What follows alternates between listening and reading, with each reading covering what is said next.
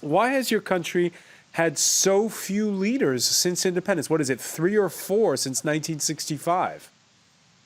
I think for the Gambia, it's like what happened to most African countries after they gained independence. Sadauda Jawara has been there for nearly 3 decades. And in 1990, when Sadauda wanted to leave, you had some people within the government that said, great, you have to go. You've been here too long.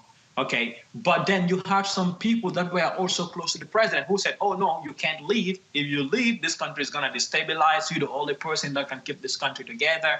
And you had people within his government that even went out their way to form their own parties. Now, when Sadauda stayed a little bit longer, at that time, we just came from our economic recovery program.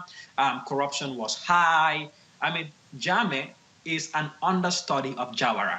He was his personal bodyguard. He learned a lot from Jawara, and I call him a Jawara on steroids.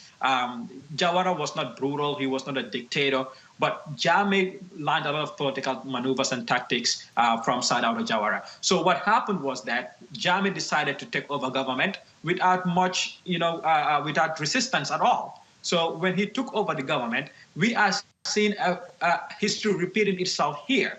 And what is happening is that there were so many coups to oust Jammeh that were so unsuccessful. Now, Jammeh's lost election. It's time for him to go.